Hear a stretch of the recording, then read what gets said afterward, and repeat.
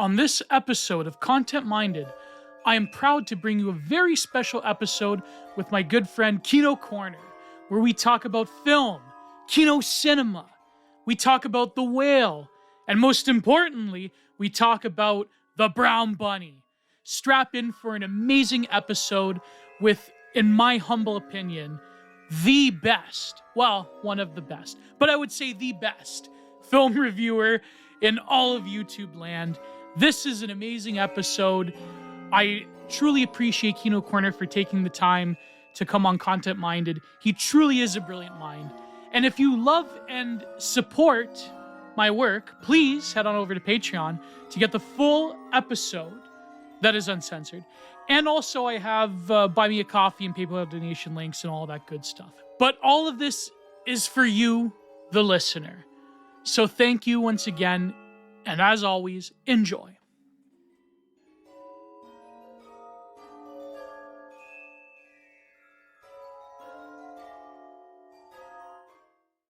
Motto on every day.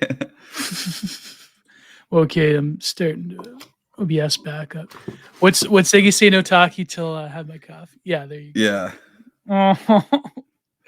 Oh man, brutal. Yeah, man, how have you been? It's been a while. Pretty good. Very busy. Very. Oh yeah. It's been kind of crazy.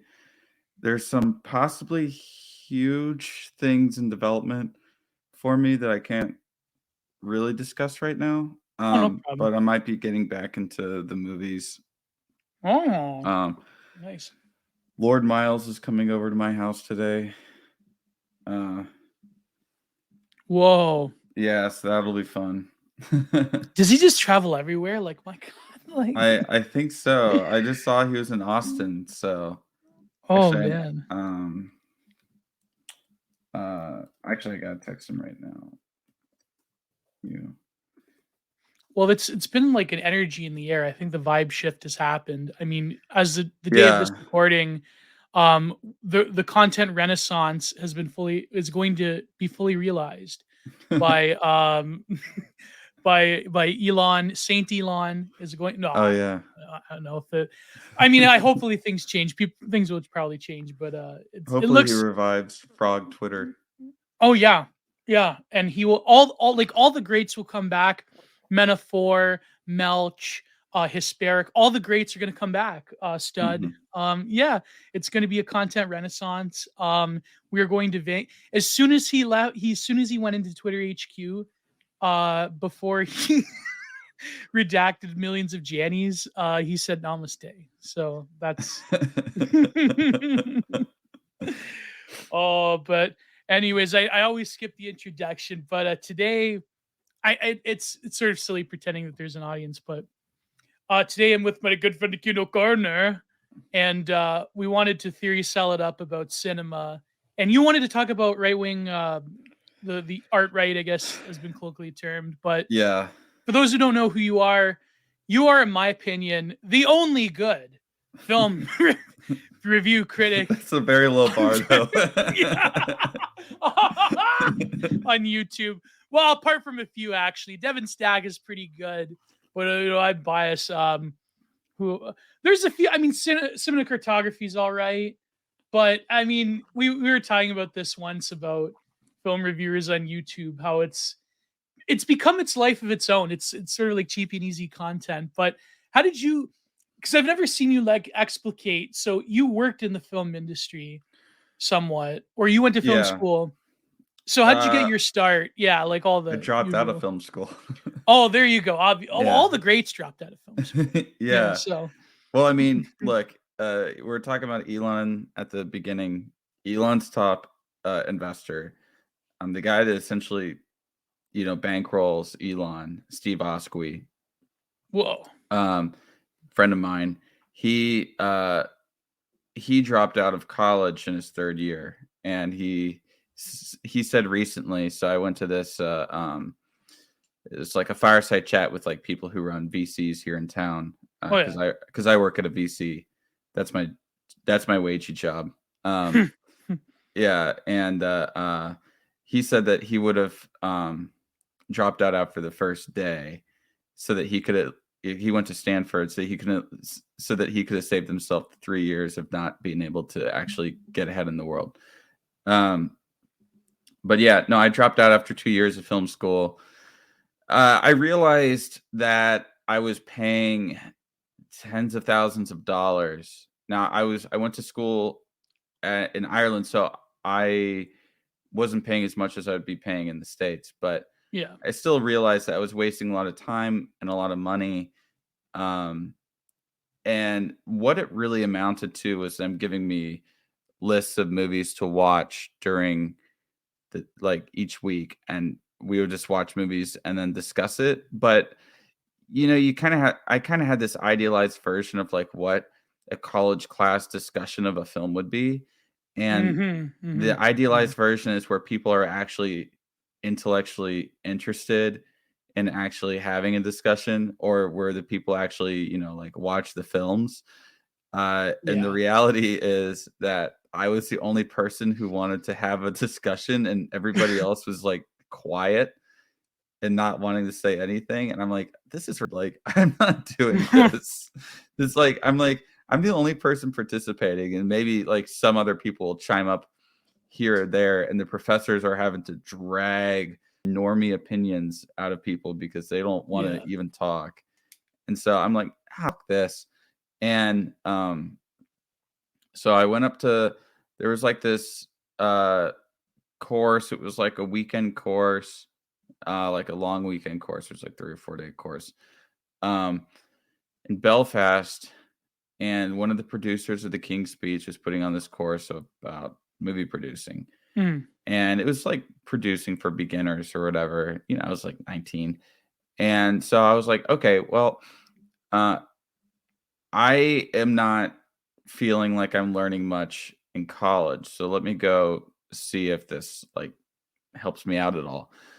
So I drove up to Belfast, and I did this course, and I learned more in that 3 or 4 days than I had in the last year and a half. It's usually what happens. In the university. And I realized this, and so I talked to him afterwards, and I was like, I don't know what to do. Like, how is it that I could learn more in a weekend than in a year and a half in school? And he's like, yeah, he's like, and then he told me like film studies is bull, just drop out. And he's like, I dropped out, and I was like, okay. So after my second year, I just came back home, and I had told myself I'd give myself a gap year and, try to get some work in film and see how things went. And, and I would go back to college, but I quickly realized that going back to college would mean having to put my life on hold. And I was slowly but surely gaining momentum in my life. And I haven't had a need to go back and finish it. I mean, look, I don't have to go to college when I have Paul Town reading Bronze Age Mindset on Audible. Okay. Well, hopefully this podcast will prevent you from going back to college. It'll be so viciously canceled. The far right, Kino Corner. You're going on another controversial podcast at the time of this recording as well. So. Oh yeah, I had 3 controversial podcasts in 1 week. So I did MK. I was on MK Ultra Money. Okay. Earlier. Earlier talking about how because I was hanging out with James, talking about how like media is used to for elites to communicate with each other, and like total like schizo. Nice. But yeah, I'm going on to Russians with Attitude Sunday morning to talk about a Georgian director named Georgi Danelia, and his very popular film from 1975 called Aphonia. I think I've heard of this. Yeah, it was one of the hallmarks of Soviet cinema at the time. Yeah, it's very Soviet. I'll say this, like it's like the Soviet working man, sort of movie. Yeah. Now, it's pretty good. I like Danelia's other films more. but I think that we're looking at Afania because it is kind of a time capsule Mm, of the Soviet Union pre 1980s. So yeah. yeah. Yeah, and Georgia historically being one of the first in the 80s to rebel and have those mass demonstrations that Gorbachev tried to put down at the first, but then he couldn't.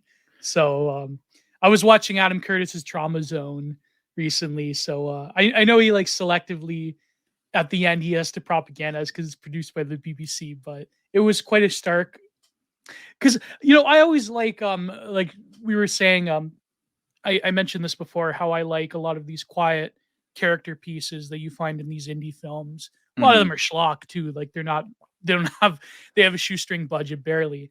But it reminded me of that sort of sympathetic eye type of cinema that usually you wouldn't find in an Adam Curtis documentary. That's Yeah. but before we get into that though, I wanted to ask you about film school and about Austin, like as an aside. But in terms of film school, what is the purpose of film school for people who don't understand? Is it to be a critic of film or is it the technical aspect? Because I know that art school, Well, like, you can yeah. be both. Like coming out of Mhm, film mhm. school, you can be both. Uh, I was more interested in the technical aspect. I don't Look, criticism is that's the thing. Like I mean, like look at any film critic and he doesn't know shit. I mean, like film critics especially, right? Like there are Mhm. some like literary critics where it's like their Yeah, criticism sort yeah. of takes on a life of its own because it's also a work of literature in some sense. It's some literary critics, and obviously like in the philosophical sphere, uh oftentimes when somebody criticizes another person's philosophy, it ends up becoming a philosophical work on its own. Yes. However, in film criticism, uh, it's but that's because the criticism is in that same medium as what it is criticizing. Um, Whereas in film criticism, it's not like you're making a movie to criticize another film. We don't see this like back and forth, Mm. sort of thing with like actual art pieces. It's like, oh yeah, let me put up this 500 word article for I don't know Chicago Sun Times, and Yeah, Metacritic or yeah, mm. yeah, let me put up this 500-word article for the Chicago Sun Times, and I didn't really think about it too much, and I'm just, and this is gonna make or break this filmmaker's life, and maybe No. I don't even understand the movie. Well, keep in mind for YouTube monetization, I'm gonna really have to cut this. Oh, this is going No, on but you YouTube. speak freely. Speak freely. Yeah, yeah, the public version, but the Oh, whole thing will okay. be paywalled. It'll be Okay. uncensored. But so I don't like to censor people. I just write down where all the swear words are, so it makes my life easier. So don't censor yourself. But Okay. no, because I was reading. I'm I feeling was free and easy since Elon's on Twitter. I know, I know. So I want that energy. It will make my life a bit more difficult, but I'll do it for you, my friend. Um, but because I truly do, not to suck each other off, not to suck each other off, but and he's sucking me. That's a Sam Hyde reference. But I truly do value you. I think you do film criticism correctly in that it's not just saying, well, this is the sequence of events and I didn't like it. And it's like, no, it's like there's something profound in the revealing of cinema that I feel that you capture quite well. Whereas a lot of film critics, I mean, who knows? Maybe Roger Ebert created this perception, but like the film critic being like, every single film is in a catalog of, like I have to rate this piece on it. And it's like, well, I know I don't like it. It's because of this. And then the rating systems and what, I got red pilled yeah. on film criticism at a pretty early age. So Oh, for yeah. like this, Yeah. so it was this. It was for like some university paper or something like that. I wrote for a couple university papers. I forget exactly which one it was. Um, so for this university paper, I had to go to a critics screening Hmm. of it, and I was like 18, 19. I don't know. I was young and dumb. And It was kind of around like exams season, and so I had been up late night studying. Mm, I was taking, I think, Koine Greek at the time, and it was kind of difficult. So I was like, yeah, up late night trying to, learn all my Greek grammar and man. all that kind of stuff. It's helped me learn Russian, uh, but I slept in, and the critics or the press screening for this film, I won't name the film, but it's like a film that everyone forgot about, like, the second it came out. Okay, Um, yeah, so it might yeah, as well, yeah. yeah, and, uh, I'll tell you after, it's actually kinda funny. But anyways, I slept in, and I was like, "Oh, like, I missed a press screening." Well, then I have the people from the paper going like, um, "Hey, can you, like, get us that review?" And so I'm thinking, okay, well, the movie should be coming out like this Thursday. There should be like, or Thursday or Friday. But no, it wasn't coming out for like another month. They did the press screening like a month early. There's no way that I could get this review in on time. So I was like, okay, let me try to pirate it. And I was able to get some scenes. I was able to get some scenes online or whatever. I couldn't get the full movie. I read all these I read like 100 reviews, and then I just sort of made like this collage of all the different reviews that I'd written. I didn't plagiarize any of them. I just read a bunch of the reviews. I'm like, okay, this seems to be the consensus, right? Like that it's kind of like a super mid movie. So I Mhm. just wrote this review like it's a super mid movie. And I was like, praising like basically just being as vague as possible about like everything. I just was like, the cinematography was very nice, but it didn't really speak to me. It's like that. Like it just didn't. And I submitted it to them, and I felt terrible. I was like, of course, this is for like some university rag that nobody read, so it doesn't matter. But I still felt terrible. I was going against my ethics on this. Um, but but it ended up becoming a pretty eye-opening experience for me because after that, people like I had written several reviews, and after that, I had lots of people coming to me telling me that that review they thought was great. They were Mm. like, "That was, like, the best review in that entire magazine's history, the entire paper's history." Whoa. And I was like, "The people love the slop." Oh, they don't want, like, they don't want a weird cell take, they want, like, yeah, something that feels They don't want anything actually told to them. That's what I realized, and I'm like, they just want I'm doing this video on Donnie Darko right now, and oh, nice. and, there's this great scene in the director's cut where the dad is like, "There's this vast conspiracy of bullshit." And I'm like, "Yeah, that's pretty much true." But that's definitely true in film critics because film critics are just as that people think that they exist on some higher echelon, but they Similar really don't. critics, yeah.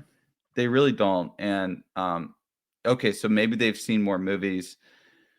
Maybe they've seen more movies than the average person. I will grant them that. Maybe Have they've some read of them more. worked in the industry though, or no? Most of them have. Okay, for the people that I know, and I know quite a few like established film critics. They never worked in the industry. Mm, They got their start, straight out of college and working for a paper. So and it's not uncommon too for like somebody to start in one part of a paper and then move to film criticism. mm, If film yeah. criticism is kind of an honestly, film criticism, if you're working for a paper, is like the easiest thing to write for a paper because all it entails is you just going to the movies every day and then writing up, I don't know, 500 words on why you like it or dislike it. that's a pretty easy lifestyle, Yeah. you know. It's not like getting into a film the way that an actual like a book length academic would. Yeah. Or yeah. Well, they will write like books or something like that on like something about cinema to justify their existence and to make it seem like they're not complete losers. Mm, Um, and I get like the purpose of a critic, and this is how I see it, right? The purpose of a critic is that you can find a critic who has a similar taste to you, and that critic should be able to tell you whether or not that movie is good in 3 yeah. minutes or less. Like, just tell me, like, is it worth my money or is it not? Like, it's like, okay, I have similar taste to you. Tell me if it is it worth my money or is it not worth my money? It And serves a utilitarian purpose, in other it's words. yeah, utilitarian and like completely utilitarian. And I think that the analyses and like the kind of deeper dives and the discussions, that kind of really started with like Cahiers du Cinema. Mhm. Um, I actually my Discord I call Cahiers du Cinema 2 or Cahiers du Cinema 2, because Cahiers du Cinema like shut down after they got acquired by some like other company, and so they like refused to go. And I was like, okay, we're the new Cahiers du Cinema now. But like that can be saved for like another cast of people. Yeah. You Yeah. know, I know that Ebert would go into uh I know that Ebert would go into um, some depth with some of his reviews, but Ebert was also an asshole, and there's a reason why Vincent Gallo was so pissed at him. Yeah, yeah. Well, do you know the full story? The Brown Bunny one? The Yeah, Brown yeah. Bunny, I where love that film, by the way. That was an amazing film. yeah, Like objectively, because I think that it portrayed the actual um machinations of traumatic memory in a yeah. way that I haven't seen before in cinema. But like he said it was schlock and it was terrible and that it was gratuitous, like Well, you want to yeah. know what Roger Ebert did at the Cannes press screening of it? No, what happened? He got up and he started singing and mocking the film Oh my god. in the middle of the screening, and then none of the other critics took it seriously. So 'Cause there you go. Yeah, Yeah, so Roger there you Ebert didn't like it, so he made sure that nobody else could like it. go. Yeah, that is why Vincent Gallo cursed him with, ass cancer.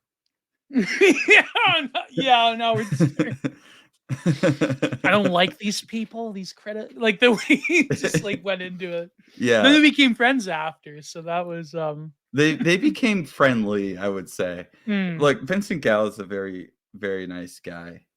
People give him a bad rap, but he's a nice guy. I was just yeah. at the, New York event with him. Still, I'm not the biggest fan of Warhol. Look, you're gonna hate me for this, but I'm a bit of a, I because I saw you, in a Twitter feud, a friendly Twitter feud about it a few weeks ago. But I myself am a, William Bouguereau, truther. Uh Oh no, no, no! Oh no! It's over. I'm cutting the feed right now. Oh my I god. used to go I used to live close to the Musée d'Orsay, and I would go there all Oh, the there you time. go. Yeah. And Boucheroux had some of the best pieces there. I mean, I did like Cézanne. Mm, Cézanne was also cool, and that's where I learned a lot about actually how. I mean, I'm only kind of into art just because for me it's more like the Giga Chad goes, oh, pretty pictures, like yeah. I'm not an artist. I'm not like a fine artist or anything. Um, but I that's I it was interesting because I was reading when I was in Paris. I've spent a lot of time in Paris. I was reading about how expressionism was actually kind of a violent subversion. it was. Yeah. Yeah, Yeah. and going and looking because growing up, like they show us expression, we had to practice pointillism and, we had to do some plein air stuff for my like Oh, nice. school's art stuff. I mean, I'm a terrible artist. I have hand tremors. I have pretty bad hand tremors. So like, Oh uh, man, it's just if it's not gonna work. Yeah. it looks less like a piece of art. It looks more like schizophrenic like scribbling, like because my hand will be like trying to do like a motion and it's like my hand just goes like and so I Imagine like trying to do like what I do, wood engraving, printing, where it's like you're using like a jeweler's loop, and it's like the little burr ends, and it's a tiny piece of wood, and it's yeah, you yeah, could. I It's like can't do that. surgery almost. Yeah. Yeah, that was well, I wanted to be a surgeon for as long as I remember. My dad is a surgeon, Oh man, crazy. and I wanted to be a surgeon, and I also don't like taking medicine. I'm very much like like for example, I do have bad anxiety, Mm. and I got put on Lexapro and I flushed them all down the toilet. Um, because I'm like I'm not going to take pills.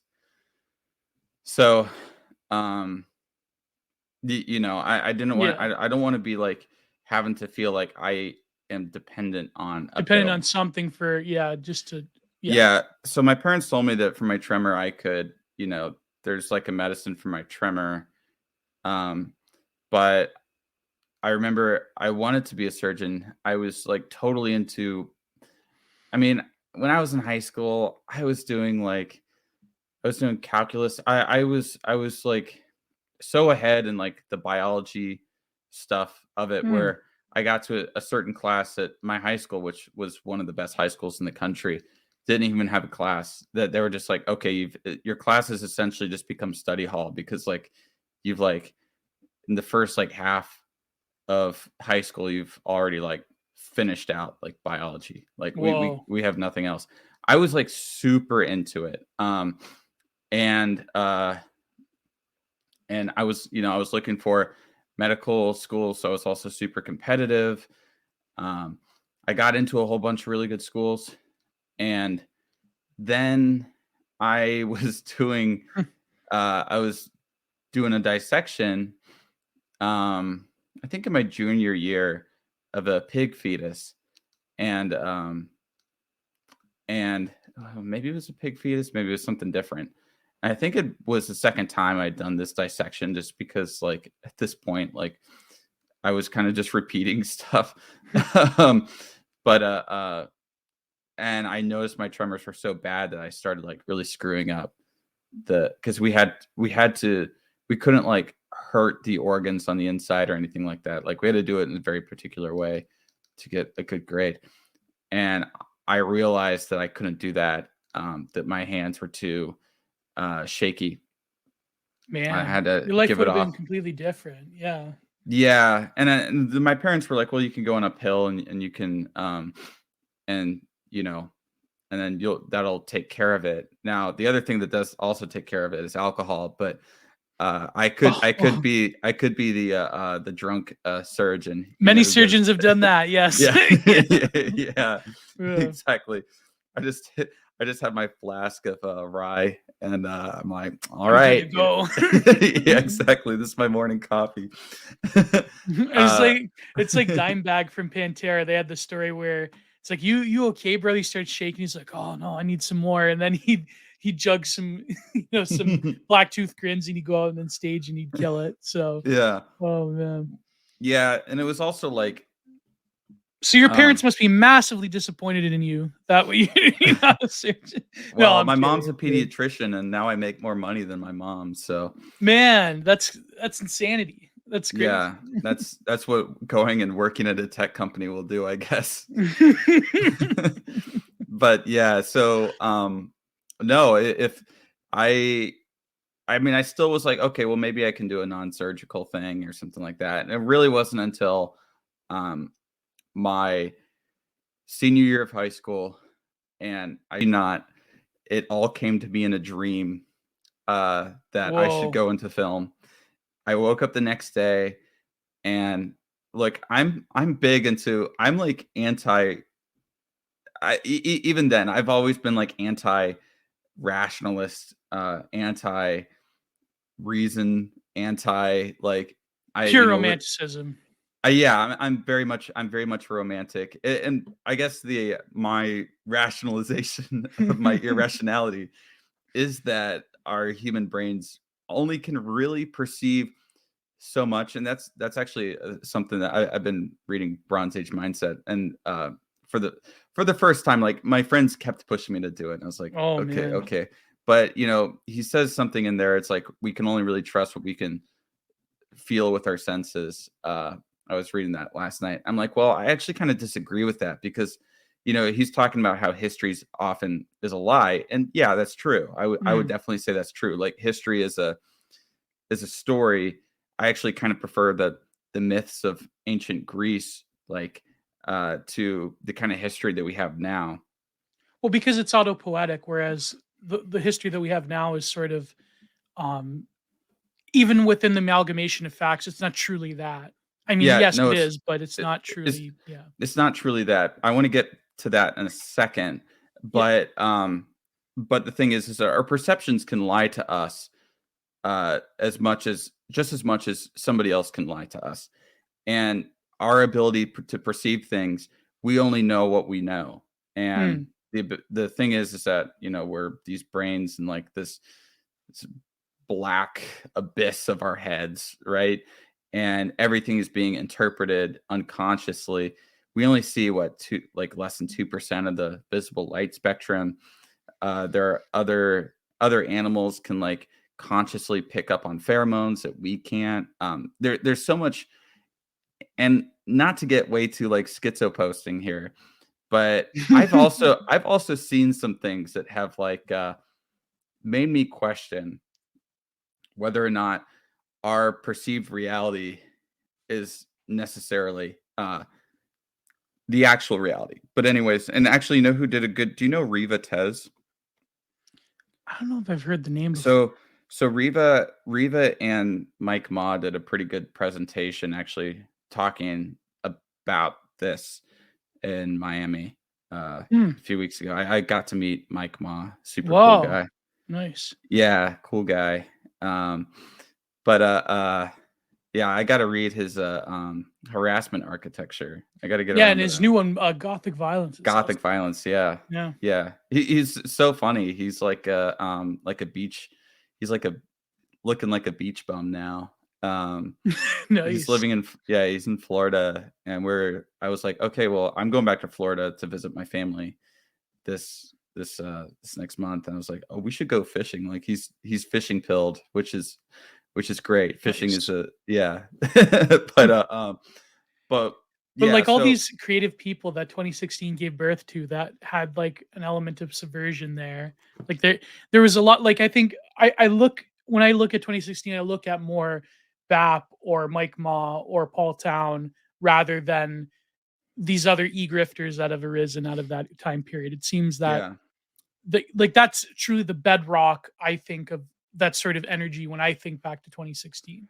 But Yeah, anyways, go ahead. Go and ahead. I think that there's this push because on both sides, like we're getting this like rationalism, Yeah. like on the right or libertarian front, like they're the rationalists, which are just objectivists, but even more somehow even more cringe.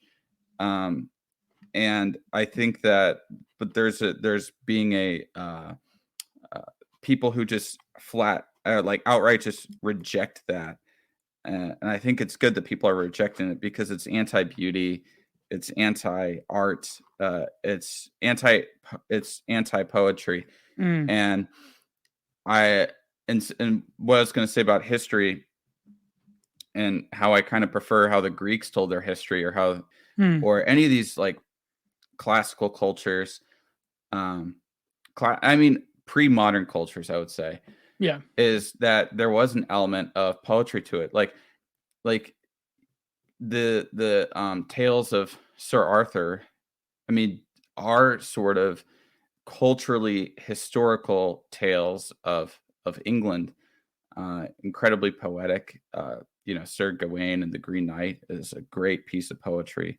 Um, and all these, like, I was reading all these Icelandic sagas from my Northman video. Mm. Grettir the Strong, Erbisha Saga, uh, Egil Saga, and they also serve, like, especially Erbisha Saga I would really highly recommend it. It kind of reads like Numbers from the Bible, Mm. the Hebrew Bible. It kind of reads like Numbers, but in Iceland. But it's like, so it goes in between what seems to me to be like history, and then all of a sudden there's a plague, and the plague is beset by a group of ghosts who are haunting this place, and they have to figure out this, like, magic to do to get rid of these ghosts. Or this one guy comes back as a ghost, and he enters into a cow, and he has sex with another cow, and then it gives birth to a bull that's actually the reincarnation of him, and that bull is like this evil bull, and like, it's like, so it goes between, like, what we would see as normal history, and then this kind of like tales of fantasy. Because yeah, it lays language bare in a certain sense in its operation. Like that's something Heidegger would say. Like it's poetry is like the poetic thought and poetic consciousness is something that opens up the world to itself in a Yeah, way. Yeah. exactly. And the idea behind it is like it doesn't speak to us if and this is a reason why I think a lot of students really don't like history. Mm. Is how is history taught in schools now? It's not taught as this poetic story about man's struggle. Like, I think that the way to teach American history, right, from Well, that's evil now. That's the great man of history theory is gone because it's evil, it's racist, it's yeah, Eurocentric. So yeah. yeah. I mean, I think the way to teach, like, American history from, especially from the revolution to uh to maybe Reformation era, is as a sort of creation myth. You look at, I mean, look at the famous painting of George Washington crossing the Potomac, Mm. Yeah. um, and that gives off this kind of mythological energy where they were already putting George Washington as a sort of mythic hero, uh, as this, I mean, he was a mythic hero. He still is mythologized, um, but that but there's been this sense of mythologization, um, Yeah. and I think that's taken away. That's had people less interested in history, and I think when people are less interested in history, they're less tied to their roots, and they're more susceptible to propaganda. Um, and it's something that I've noticed this for a very long time, is, I used to go, like, my parents, we'd go on road trips, and we'd stop at, historical locations, whether or not it was Mm. like some fort or some, battlefield or something like that. When I was in Europe, there was definitely, like, way more fun, like going to, like, chateaus and castles, and going into the catacombs, and there's uh there's a sense of you're walking through history, Mhm. and Mhm. it's like, man, like, can you imagine that, like, hundreds of years ago people were taking the same steps as me, that you uh you can sort of let your imagination run wild with a sort of fictionalized version of history that you're sort of imagining as you're, like, walking through these locations. But I realized that most people would just kind of walk around kind of semi bored, uh, like they were going through the motions of being there because Well, they, tourism has done that. It's stripped you of yeah, your sort of agency towards the narrative of that the presence of that historical site. but Yeah. but yeah, so where I don't see that is when people visit locations where movies were shot. Oh, this is the Oh, place from yeah. this is the Yeah. place from this movie. Like, so I This is grew the up mall where they filmed Mallrats. This is the dirt in mall. Yeah. Minnesota. Yeah, it's supposed Or to be that in famous Jersey. abandoned one that they filmed the what was that film, the 80s teen film with Michael J. Fox? Or was it Michael J. Fox? Or, it's like one of those, it's a very popular abandoned. I think they may have torn it down recently, but a lot of There were Urbex people had, yeah. was it Fast Times at Ridgemont High? The one on Yes, yeah, yeah. that one, yeah, yeah, yeah, yeah. Yeah, yeah. No, like people have this like almost religious. I wouldn't say almost. It is kind of a religious Oh sense yeah. of wonder. So I grew up not far from a town called Seaside, Florida, which famously the Truman Show, that was its filming location. Oh man. And so I would take my friends they would come and visit from wherever and be like, "Hey, let me take you to Truman's house." And it looks Truman's house, they've since painted a different color, but the rest of the town looks exactly the same as it does in the movie still, like 20 odd years later. Uh, and so they Yeah. walk around and they feel like they're walking in the Truman Show. And I see this sense of like religious wonder in their eyes, and they're like, whoa, I've never seen that at a historical landmark, a national park, or anything like that. Um, and I think it's because where history is how history being taught right now is failing us in the sense that it's become a list of dates for most people. It's Yeah. become this date, this happened, this date, this happened. Um, then movies have taken the place as a kind of the cultural poetic narrative. And I think that's a bit of a problem because it's like 5 studios that are not run by people who necessarily, like you. Um, Oh yeah, of course. they're, uh I've worked with some of the studios, and it's just like it's people who live in this LA bubble, who are creating these narratives. Now, not all of them, like, you know The Truman Show, like Peter Weir, I think is great. I think, his films are generally really great. A Mm. lot of these directors, I think, have really great stuff. And there's plenty of independent movies that elicit the same reactions. Now that I live in Austin, I take people down to Smithville and they come visit because that's where the Tree of Life was shot. Mm. And it looks the exact same. Actually, I live right next to one of the Tree of Life shooting locations. So I take people there as well. And it gets the same reaction. And I think Terrence Malick, is a pretty cool guy. You know what Terrence Malick's uh you know what Terrence Malick did before he was shooting film? No, what was he doing?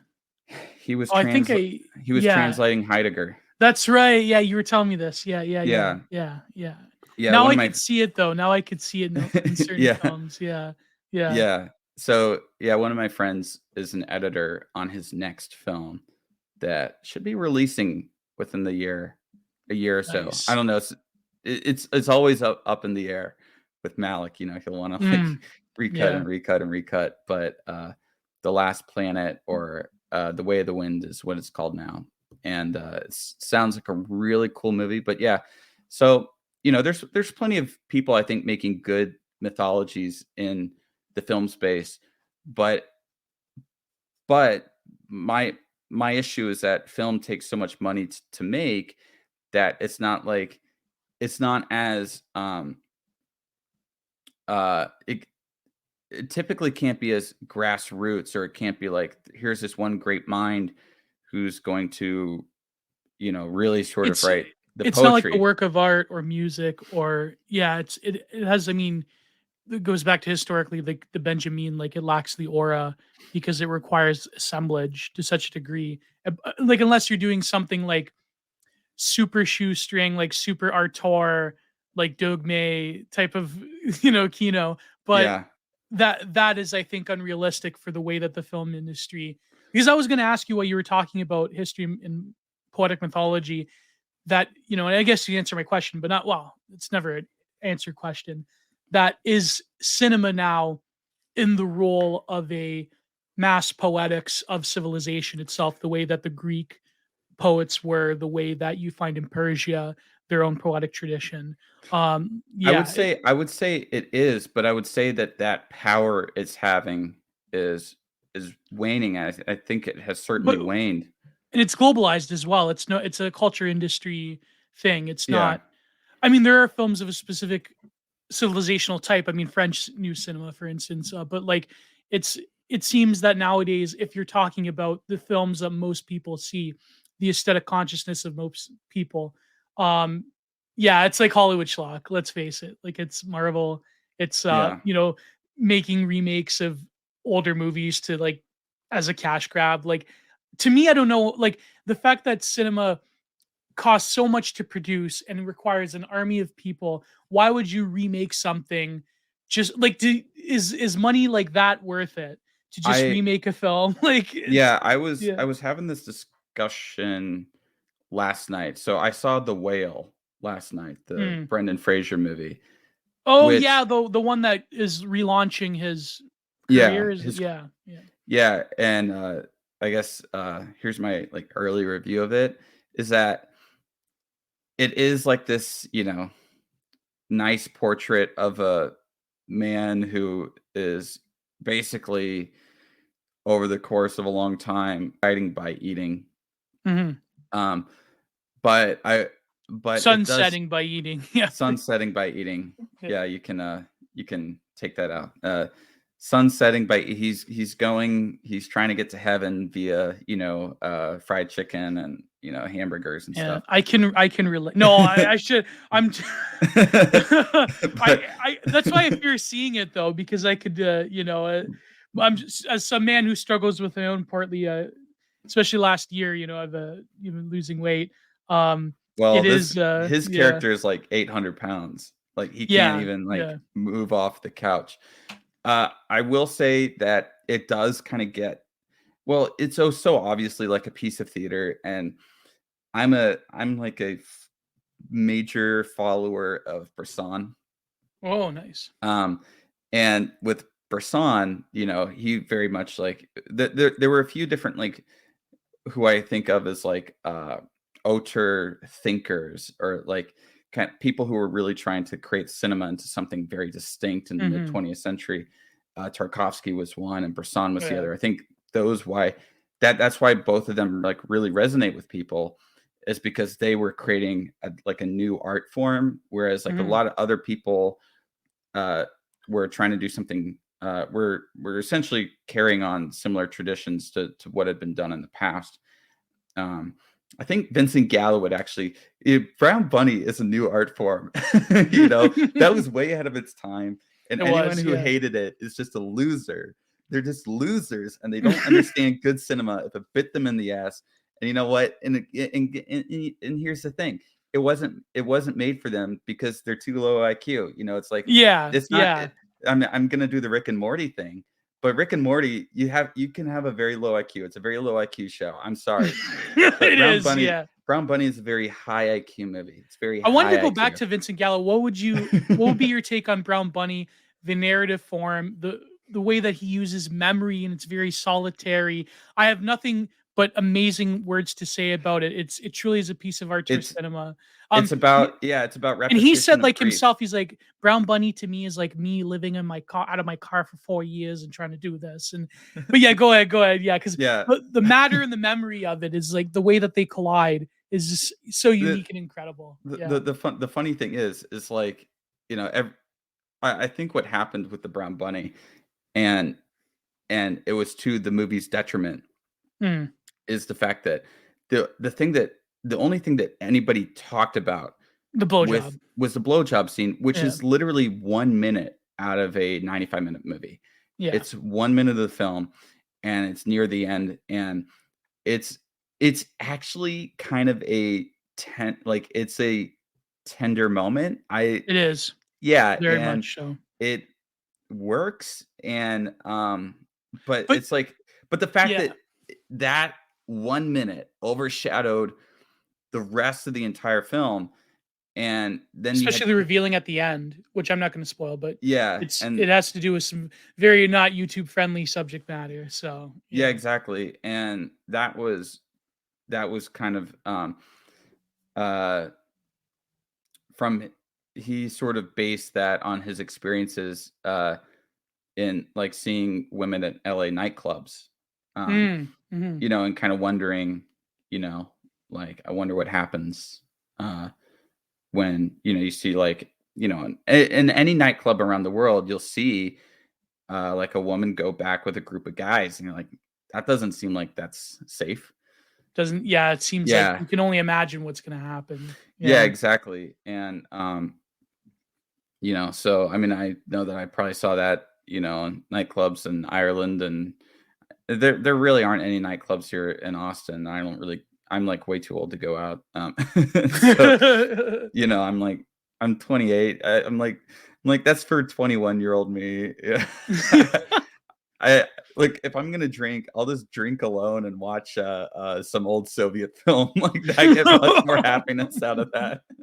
Actually, actually, It's something yeah, that's that Miku said on Twitter once, where he's like, the joy and the sort of profundity I get from listening to Nightcore alone in my room beats anything than if the same song was playing in a club with like yeah, 1,000 people. Yeah. yeah, exactly. And but anyways, no, with the brown bunny, it's this like for one, I don't think that any of the women that he meets is real. They're all different versions of how he saw Yeah, Chloe Sevigny. exactly. So it's the mother, it's the whore, and so it's kind of the motherly character that he meets at the rest stop. It's the Vegas that he doesn't have sex with. It's just so that I know you're gonna have to No, check but this. see, but that's And then it's profound because even Paglia talks about the mixing of how certain promiscuous women can take on almost like a mature, like a pretend maturity or a motherly type of character. yeah, Yeah, yeah. But yeah, go ahead, but go ahead. Yeah. and it actually so I'm so glad it you brought up the brown bunny, by the way. it But go clicked. ahead. Well, I saw the brown bunny in 35 millimeter. Oh man, At crazy. the New Beverly with Vincent and with Ariel Pink. Um, Oh and actually, man. right before the blowjob scene, I like nudged Ariel and I was like, "Here we go." But that was back in July. That was his final like cinematic showing of the Brown Bunny. But I don't know. He might end up showing it again. But it was definitely a night to remember. And but anyways, the girl, it really clicked with me actually seeing it on the big screen. The girl at the beginning who he asked to run away with, and Yeah, he like goes back to her house. She's gonna get her stuff, and then he just ditches her. And yeah, you think the first time you're watching it, you think, man, this guy is a dick. Like, but it makes sense on the second watch because he had that exact same conversation with Chloe Savigny, uh, and she ran away with him to yeah. LA. And So he's then reenacting that he's sort he's of re- lost moment in a he's way. reenacting that, and then when you know what ends up happening, you're like he's then is like I can't have the same fate befall this girl. He's actually leaving her, he's ditching her as an act of kindness Mhm. rather than as an act of spite. And Yeah. it makes that moment like way more heartbreaking and sweet. And the whole film is very heartbreaking. And it's one of the few films I think that's really captured that spirit of loneliness Yes, 100%. and Because masculine yeah. loneliness too, because I feel like there's a lot of loneliness in film that's sort of I, it's too feminine. It's too Well, even Three it's Colors Blue would be like an example of, you would say that feminine loneliness is more viscerally portrayed yeah, than yeah, yeah. but it is about that feminine. I mean, it's about a woman, Uh, Kieślowski has another. I mean, it's funny. Like Kieślowski comes off to me as maybe a little bit of a chauvinist, yet he loved having women as his main characters. But that was the And male gaze. That was the male gaze. oh yeah, I hate it when people say the male gaze. Like I'm like, what are you talking about? Like, what are you talking about? The male And gaze literally built civilization. I hate to say it. Like, yeah, and Yeah. it's like, okay, so we like having attractive women on screen.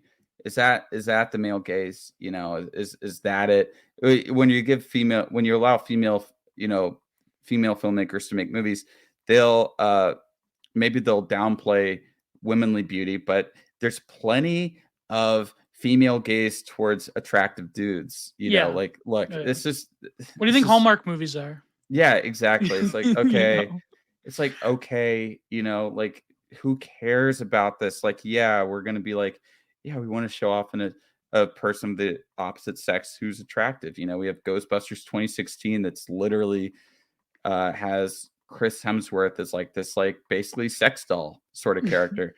And And but whenever they try, it's always like the chick that's in Handmaid's Tale. They push her everywhere now. What's her oh, name? Elizabeth Moss. Elizabeth Moss. Like, I don't know why but she's always like the activist role where in every film she's like either the strong independent woman or she's having that particular procedure, or it's like some film about whatever. Like it's very gratuitous in the sort of activism. And it's almost like an admission of like, oh, we know that you're ugly. That's why we're pushing you. It's like Well, see, that's even more disrespectful than, you know. that's why Three Colors is still such a great movie trilogy, because Yeah. obviously Juliette Binoche, Julie Delpy, Hélène Jacob are all beautiful women, Mhm. you know, and But they those have a movies particular beauty to them. They have a particular beauty to they have them. Yeah. yeah. I mean, Hélène Jacob is my waifu for lifeu, um, but like, Uh, but the movies do deal with uh issue that they deal with real raw human emotion yeah. that stems from the femininity of the main characters, although the main character of White is a man, is Carol, um and but they stem from, like with Blue and Red, it stems from their femininity. It stems from Irene Jacob being this model who you initially think might be some sort of, it's just another stupid model, but she's got this tenderness and this kind of Yeah. motherly quality to her. Um, It's a particularly female vulnerability that I yeah, think the fact that a man managed to capture it says something about his own sensitivity, and something that the exactly. critics usually don't see because we can't see it, because every time there's this discussion and it's always like this most lowest common denominator, like um culture industry stuff where it's like, man's inability to portray female emotion. It's like that's obviously crap. But like it's Yeah. Well, yeah, and that's what I'm saying is, so like maybe by today's standards, people might look at Kieślowski and say, "Oh, he's a little bit of a chauvinist," yeah. he's a Polish guy from the 20th century. Come on, don't blame It- you can't blame him. but Like, the thing is, it's like I challenge any filmmaker now to make films as sensitive as so on the pulse of female vulnerability Mhm. as he did. I mean, I don't even think a lot of female filmmakers can get to a similar Maybe state. Coppola? Sofia Uh, Coppola? uh, I'm not even sure about her. Is well, okay. Um, the Virgin Suicide is Yeah, was I close to would that. say Yeah, yes, but I think it was sort of taken up at the time in the sort of, what year did it come out again? Which 90s or 2000s? 99, I think 99, 2000, something like that. Okay, yeah, because it was taken up in a time where the MTV generation had reached its cultural ascendancy, and it became sort of like a shock piece. But I mean, it's a Virgin Suicide is one of the best films, I think, of that genre. I mean, but it became this like kind of like Donnie Darko in a way. It became like sort of that weird like liminal space between like deep but like mass popular appeal. You know what I mean? Yeah, Like it's it's like the pop art of yeah, film in a that's a great sense. Yeah. term. Yeah, yeah, exactly. It's like the Keith Haring of like, you know, um, but so yeah, go ahead. I cut you off. I cut you off. Go Oh, ahead. no, I'm just saying that, like, we don't see that kind of vulnerability. We don't actually see much vulnerability in At all films nowadays. whatsoever. Yeah, full stop. Yeah. And and even with The Whale, Brendan Fraser gives Brendan Fraser gave the best performance in that movie by a mile. And Yeah.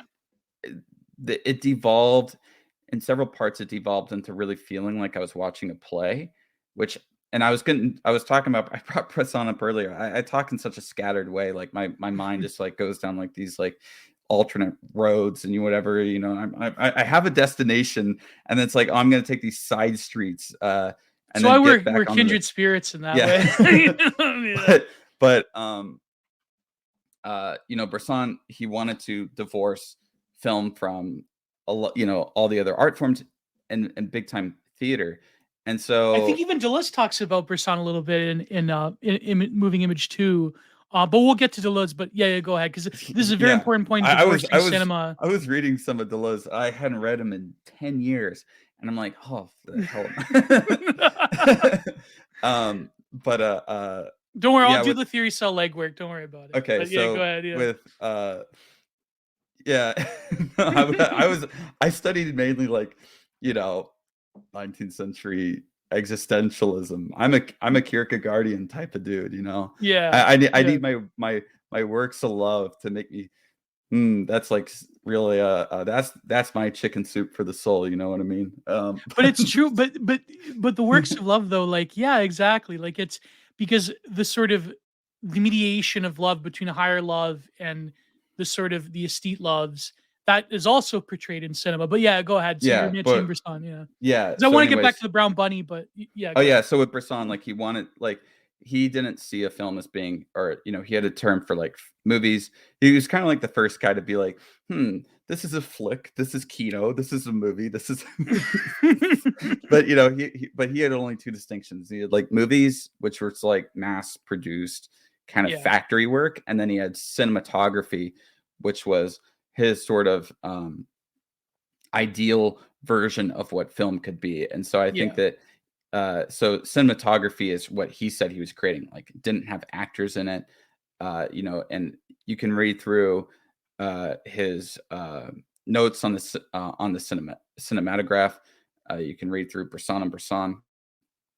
Really, he's a really interesting guy to read what he writes, and his interviews and everything about what he sees film as being. But he was like, I hate it when a film feels like theater. That was like one of the biggest Mm, things, like when it feels yeah. like theater, because film is actually much closer to music than it is to theater, because Interesting. because Yeah. film, like a film's worth really is created through rhythm. It's created through editing rhythm. And that was like Yes. his, like, this is the basis, this is the foundation of film. And he's like, Hollywood has it wrong. Everyone has it wrong. They think that it starts off with characters. They think that it starts off with a story. And Like he's like, literature in a way. literature, yeah. And he's like, if I want a story, I will read a book. And he Mm, said, and it's not that like all of his films have stories, and a lot of his films are literary adaptations, but the three foundations for film for him were light, sound, and editing. And he's like, if you have light, sound, and editing, then you have a film, mhm. and that's how you should approach film. That is its foundation. So But you the find this as well in like the work of art, like, art fine artists who do film like Peppilotti or even Andy Warhol or, well, mhm, oh God, Marilyn Minter. Ugh, ugh. But like, that's a good example. Like, film becomes an extension of the abstraction you find in the work of art to the yeah, nth degree. And filmmakers like Tarkovsky, the Quetzalcoatl, the trilogy, Samsara, like those are yeah. extreme ends of that sort of meditative state that film can reach through. But yeah, sorry, go ahead, go ahead. Yeah, sorry, cut you Also, off. Criterion will be doing a lot better if they release Baraka and Samsara 4K. I'm just saying. Yeah, yeah, yeah. Like, But I like Baraka more just because, like, I was born in '92, and it's like that's what yeah, the world looked like when I was born. But yeah, yeah, Baraka, bar none, and like the Philip Glass soundtrack, like the one he did for Quetzalcoatl. I think, did he do Baraka? And then I forget who did Samsara. But because I want to talk a little bit about the soundtrack aspect of it. But yeah, yeah, go ahead, but go yeah, ahead. so basically him talking about theater, it's like, uh, yeah. So when I watch a Theater has its movie, own rhythm, but it's not. It's like yeah, It's like dialogue driven it's rhythm. dialogue Yeah, driven, and the thing is that film, there are good films that are dialogue driven and they yeah, work. Like I would say, the Before trilogy is dialogue driven. but it works because Richard Linklater went to painstaking length to make it feel very natural to like you're not watching theater, Mm. you're literally watching people on a date around a town, and it feels natural. The Whale definitely devolves into feeling like theater, and it also that comes with theatrical acting. And I know that Darren Aronofsky was in attendance at the thing. He did a Q&A last night. And he was like, yeah, he says, film acting and theatrical acting are different. That's true. There's a reason why directors are they don't really want to cast theater actors because they will overact for film. Yeah. But even then, some of the acting devolved into what felt like theatrical acting, and the dialogue felt very much like dialogue out of a play and not dialogue in a movie. And I don't know, was it the actor's fault? I don't actually think it was the actor's fault. There's just ways that like play dialogue is written that is kind of a heightened reality that like we don't actually talk like that, but when we're in a theater, we just sort of take that as like this is like okay, we take it because Yeah. it's on stage and there's a suspension of disbelief with how people talk because we realize that they have to sort of get all this information across through really dialogue only because that's just how most plays are. But you don't have those same constraints in film. Film is, I think, first and foremost a visual medium. Well, it's audio visual, but it's not a dialogue driven medium. No. So it would devolve into feeling like a play. Whenever a film feels like a play, I check out mentally. It immediately kind of pulls me out of the film, and I then dislike whatever scene that is. That's why I didn't like Fences, the Denzel Washington movie. It's the entire thing felt like a play. I mean, because it was a play. They just filmed a play. I will not watch a filmed play ever because I feel like it's like, why film a play? Like, I'm not going to go to a theater. I'm not going to go to a cinema, I should say, to watch a filmed play because part of the art of that play is that kind of silent or maybe not so silent audience participation Yeah. in it. And so now all I'm seeing is a reproduction. I'm not seeing the thing. I'm seeing a reproduction of it that actually lacks a lot of the sort of imperceptible characteristics. It's perceptible when you're there, but now this kind of energy between the actors and the audience, and the moment of time of saying like, I was at this play on this night, and it was this one is different, and it's like I was here during this one performance, and that performance is gone, and that performance will never happen again. They might do the play for years and years and years, but that particular performance is done. It's this flash in the pan sort of thing, and that's like the beauty of it, the fact that it has this life and its death. Yes. And to put But it cinema on, opens up a yeah, world though, because cinema, it has the ability, it has, through editing and technology and so forth, it has the ability to reveal the imperceptible in slight gestures, in slight scenes, and yeah, shifts of movement. The moving images, exactly. Deleuze called it. Yeah, yeah. So what I'll say about The Whale is that it does get into like some parts of it do feel like a play, and some of the actors, I feel like Brendan Fraser, since it kind of feels to me like Brendan Fraser was given like the least lines in the movie. Like he Mm. has like people around him have more lines than he does, but that's actually to Brendan Fraser's betterment in the movie. That's to his because he is able to emote, and he's able to act with his face, and he honestly does a fantastic job. And it's a fantastic job, but it's compared to these people who are doing this kind of Yeah. stage play acting. But do you think um symbolically it's because of his sort of inability to move, his inability to truly live in a way, like he's in this state of total decay? That's yeah, probably why he did, even the inability to speak, perhaps. I mean, I haven't seen the film, but I'd he's imagine. a Yeah. well, yeah, he has the inability to move, but he is like a online teacher. It's just more like his character is more of a reserved person. Yeah, Um, and it's kind of hints that like he's always been kind of more of a reserved person too.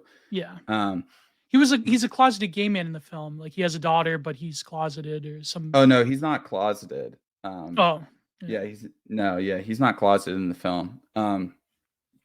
But the actors around him are, sometimes they do a good job, and then sometimes it feels like it's a play. Mm, Whereas Brendan Fraser is like you can tell that he's like the film actor in there, and he's able to really emote a lot with his eyes, and and even through like all the makeup and everything that he's in, he's able to really give like a very touching performance. And it's elevated more by the fact that he's just better than any of the other actors in the film. yeah, yeah. You really I'm like, man, like he's doing such a great job, and like and especially compared to the other people, you know. So I mean, I think that the movie's gonna They give him a squash match. In other words, in terms of the actors yeah, are wrestlers. Yeah. yeah. And so I think that the movie I don't think the movie is gonna be seen as a classic. I think that it's gonna be seen as more of a turning point in Brendan's career, and Yeah, I think it's yeah. gonna be seen more in context of Brendan Fraser's career than it'll be seen as something that stands out on its own. Um, and It's very hard to capture fatness in any art medium. I mean, I'm writing an essay for this book eventually I want to publish about like the sort of fat body, like in a critical, like in a mock, like critical theory thing. But it is true, like there's very few in the visual art world. I mean, there's Lucian Freud did a good job, Jenny Savile, which I mean, Savile being an extension of Freud, um, Botero, like but in film, I notice, like, for example, my mind immediately goes to Gilbert Grape and the oh sort of yeah. the sort of the hidden emotions that Johnny Depp's character portrays. It's like around like this what is becoming a very common problem, but yet still is sort of artistically there's a dearth of expression, and there's always like the question around like the literal elephant in the room. I know I'm being crass as a fat man myself, but like it's the sort of like that type of problem not being expressed overtly, but rather the sort of the secretiveness around like, okay, are we going to acknowledge that this is a problem? But like, I wonder if the whale does the same job in certain moments, like in Gilbert Grape, where it plays Oh, around the like question of obesity of the character. You no, know, I did like okay, so the whale is it kind of it kind of goes between two different um modes where there is a sort of it definitely feels like there's scenes where it is like exploitation type oh cinema, yeah, I could imagine. Yeah, you know, of like really showing off like just how fat he is and like the kind of grossness of everything, and like there's a scene where he's like just he gets really sad, and he just is eating, and he like gets like a piece of pizza, and he puts sandwich meat on it and then mayonnaise on it, and then like eats it like and he just like scarfs it down. It's there's like this, kind of like mortadella the and pizza is pretty good though. I gotta admit, it's but it's like trying to stay away from the lunch meats currently. But yeah, go ahead. yeah, and and so there's this sort of uh looking at it as like this. I know that this has been a criticism of it, and that sometimes it does feel almost like a sideshow character, There you have know. been films like that, yeah, like exploitation films, like but I feel like if given the proper medium, obesity can be portrayed in a way that it can be sympathetic, even if it's ultimately It exploitive. yeah, Like, it is yeah, exploitative. Like I want to say like exploitative and not exploitive, because obviously they're not exploiting Brendan Fraser. no, Um, but it's kind of more in the realm of exploitation cinema. Um, it's almost like and Pink Flamingos in a way, the way they dealt with obesity. yeah, Yeah. yeah, and it's it's definitely way more sympathetic than it. Like, it's still a sympathetic movie that kind of dips its toes into exploitation rather than being an exploitation movie that then tries to sympathize, like Yeah, it tries create to like sympathy. contrive sympathy when really it's not, the purpose of But it is not there. yeah, but the other thing I didn't like about The Whale, and this is getting back to just my like Brissonian sort of, autistic way of thinking, is talking about sympathy. And you wanted to talk about soundtrack, so this is gonna be a segue into that. Is that there were moments in the film that were very emotional. People were all tearing up, it is a tearjerker. Yeah. Um, People were all tearing up and everything like that. And I caught myself kind of welling up with emotion. And I caught myself, and that's a problem. I caught myself welling up with emotion, because I realized, I was like, am I feeling genuine emotion? Is this coming from the performance? Is this coming from the work? Mhm. Or am I programmed to feel this particular emotion when this kind of music swells in accordance with this kind of image, this close up of Yes. a character? Yes. Yeah. And I realized, I was like, I actually don't know. And I don't know if this is actually an emotional scene. This is what I mean by like all films will emotionally manipulate you. That's what films do. Yeah, exactly. But having this like close up of like a crying person with like this like swelling kind of music, that's this like the Hollywood it's like, back in the day they'd be like, and was I have the swell, I get tears in the audience, and it's like, Now but it's all it's like the that. Hans Zimmer, like epic Marvel cinema. Like Boom. yeah. Yeah, or like horror film, it's like boom, boom. It's like that's sort Yeah. of designed to like pique your own like sense of anxiety. Like one of the best moments in my opinion for anxiety would be the one scene where in The Good Bad and the Ugly, where Clint Eastwood's cleaning his gun, and like Mhm. the three amigos, they're about to come in. It's like you feel like the sort of needle drop of like the final crescendo of like like it's, Yeah. but like Y the way that they exploit it nowadays is obviously too like, oh god, it's like, terrible. But go ahead. Yeah. yeah, some of my favorite movies that have elicited, emotions from me have done so in very quiet ways. Like, Yeah. speaking about The Brown Bunny, that movie just destroys me every time I watch it. And I don't think it doesn't really have a soundtrack. I think he No. plays a couple licensed songs while he's on the road. I think one from, Jackson C. Frank, uh, who, his I mean, somebody should make a movie, like a biopic about Jackson C. Frank. I there's it was actually kind of an idea of mine, to do like uh, something that I would like to do is like a trilogy about these like tragic Mm. mid 20th century like folk singers and how their lives were. uh like Yeah. Jackson C. Frank being one, because he was in a school fire, and he was badly burned as a kid, but he got the settlement, and when he turned 18 he took that settlement money to go to England to become a folk singer. But he was only able to get one album out before his schizophrenia started to he had onset schizophrenia. Oh, that's And like Drake with a Pink Moon. You know what well, I'm that's what I was thinking gonna of? say. Nick Drake, Nick Drake, yeah. yeah, Nick Drake, I think came up released 3 albums, but he got really screwed over by his record label. He was living on pennies. He's Yeah. still living with his parents when he died too. Um, and but yeah, no, but with the Brown Bunny, going back to it, like he used like one song, but I think like Jackson C. Mm. Frank or something like that. But during the emotional moments of the film, there's No sound. no Yeah. sound, and except just room noise.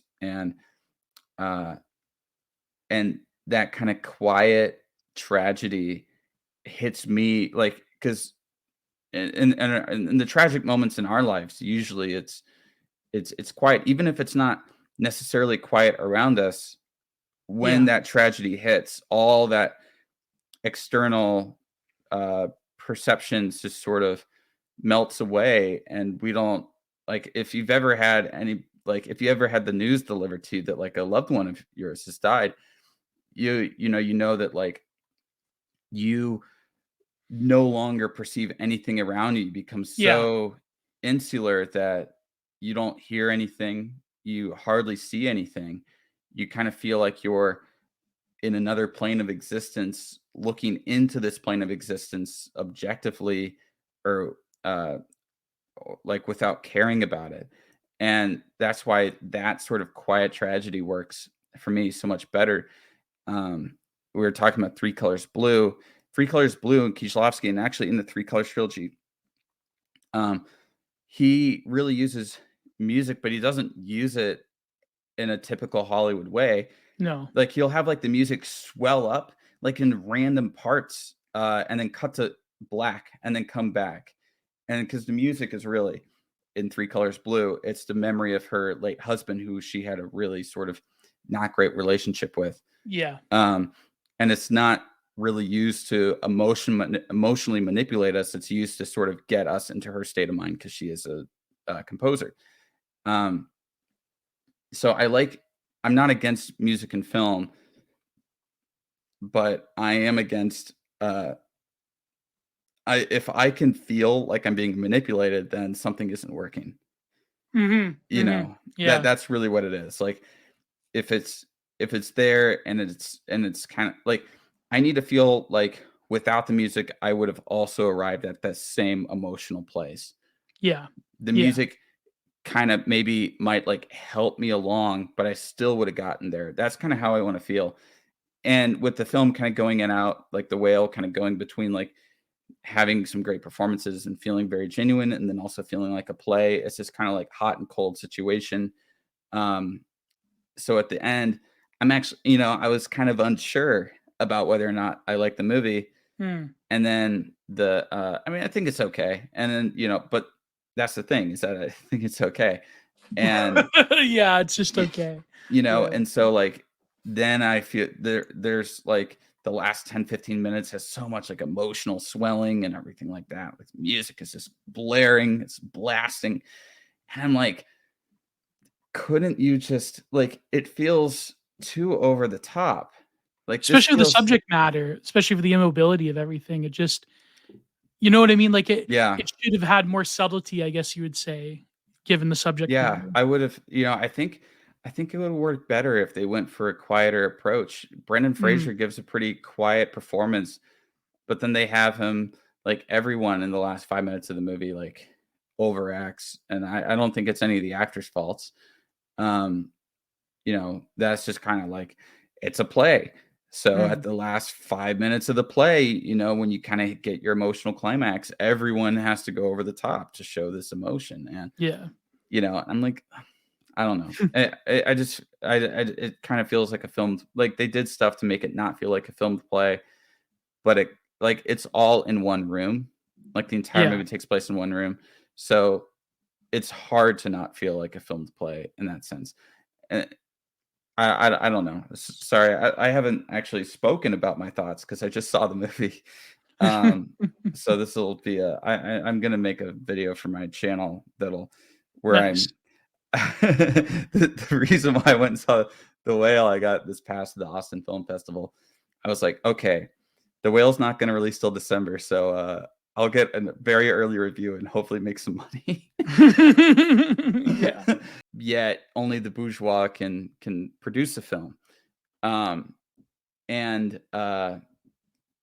so this growing sort of monoculture that I think is stripping people of their voices, stripping people of interesting perspectives, um, in order to basically pad company pockets.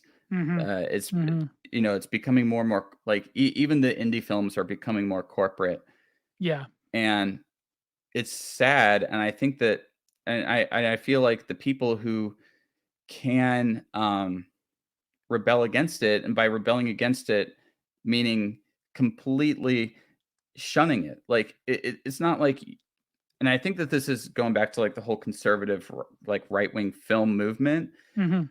is that they want to attack what already exists essentially by creating this like clone, but this like disgusting like Doppelganger, Cronenbergian yeah, yeah, inversion. yeah, exactly, and attacking it, and that's not the way at all. The way at all is to, in a sense, and this is my maybe Nietzschean beliefs coming out here, but it's by transcending it and not even caring about it Yeah, and saying, exact. no, I'm doing something complete. I don't care about this. I understand this culture exists for my work. I have to keep up with the culture. Yeah. I'm gonna watch She-Hulk, or Oh, like yeah, I'm yeah, gonna like I have to keep up with it. I have to know what is going on out there just to be aware. But I'm not gonna let it. I'm not gonna get sucked into the fandom menace. I'm not gonna get sucked into these sorts of what I see as destructive, and not as these destructive cycles, but also it's like also realizing that the monoculture feeds off of hate just as much as it feeds off of love, yeah, exactly. and Yeah. the way to defeat it is through indifference. Um, it's not through But hate. that It's is a not through love. Nietzschean point. Like that, Yeah. like to create your own project, to sort of ignore the flies of the marketplace, to go back up the mountain. That is like more transcendental than making some hideous antithesis. Like you mentioned Cronenberg, like that's like a Cronenbergian monster. Like it Yeah. like, and to me, Cronenberg is one of the greatest of all time. Like, like especially He's definitely the being, greatest Canadian director. yeah, of all time. Like, but you, for example, you mentioned the last point, I think, then I know you have to go, would be on the brown bunny. You mentioned about like male longing and in that tragic sort of feeling. I think that the film, it depicts a tragic eroticism Yeah. that is filled with memory and longing and onanism, but that onanism is for a purpose because it reveals at the heart of and for example, Chloe Sevigny, like she, I love her work. Like, I watched Boys Don't Cry and a lot of our other stuff. Like she has that look of like small town, beautiful, but yet kind of, damaged Americana. Like, Well, she was great in Last Days of Disco as well. yeah, yeah, As I like, mean, and her whole arc in Last Days of Disco is also tragic. yeah, yeah. Yeah. And the thing is, like, there is a longing there. There is a possibility of that erotic union, but through memory and through the eroticism that comes about through pure feeling and this sort of tragic intercourse that can only happen in his mind now. Like that to me, I feel is one of, and next time you see Vincent, say this to him, one of the greatest expressions of male loneliness and longing and uniquely male driven eroticism that comes about through the wake of that longing and loneliness. There's His head is intimacy, up. but he pulls away from it. His He head, yeah, his head is up here, hers is down here. There's this disconnect between the two yeah, where it's purely in that sense, like it's more of a physical feeling. It's less of a spiritual bond between the two. It's something that's it's not going to, and when I talked about Sallow, I talked about Sod, and how it's this it is the act, but it's this act that's not life creating. no, Um it's pure death. It's like the yeah, worship of it's death. Yeah, yeah, it's death, and so in the same sense, I'm not a guy that's gonna diss blowjobs. I'm just saying, I'm just I'm just saying that like it's when you feel from a more like analyzing the film sort of sense, it's not. It is something that is almost like this. There is this intimacy, but it's a tempered intimacy. It's not the fiery, passionate, and like a no, blowjob is never going to be as fiery and passionate as like actual sex. but in Where a way, she the takes two, on a maternal role because she's comforting him in that moment of giving him pleasure in his yeah, imagination. She's taking on this muse-like role rather than pure P and V sex, where yeah, both of you are engaged in ecstasy mutually. It's a very sacrificial role yeah, in a way. it is it is a it is sacrificial, and then in that sense. she is simultaneously the Donna. Yes, Yeah. exactly. And it's so funny that he uh right afterwards he calls her a slut, and then he wants to be held by her Yeah, after yeah. that, and it's just like she can be both because a lot of people are Are honestly both. are both. Yeah. Yeah. And he's wrestling, and the idea is he's wrestling with who she actually is. Yes, And he yes. and, and how she has this other side to her, and how he's trying to kind of have that come to grips with his own reality, and he's thinking what could have been different maybe if she But didn't it's have his this horror loss side to of her. exactly. It's his loss of control as well as a man to temper that hua side of her as well. Like Yeah, if he he wasn't able to temper that. Thank you everyone for listening to the Content Minded podcast. If you wish to support me and to unlock every full and uncensored version of each week's podcast, please go to patreon.com/GiantArtProductions. You will not only get every full and uncensored version of Content Minded, but you will also get exclusive content, such as my Giant Art Reviews series, where I analyze and pick apart various interesting and insightful books or essays. Every episode will be uploaded to Anchor, which will upload them to Spotify, as well as my backup channel on Odyssey. Please look out for new content every single week, and please look out for the Digital Archipelago with me and the Prudentialist. Thank you once again to all of my beautiful patrons. Thank you all for keeping the content renaissance alive. As I always say, God bless and goodbye.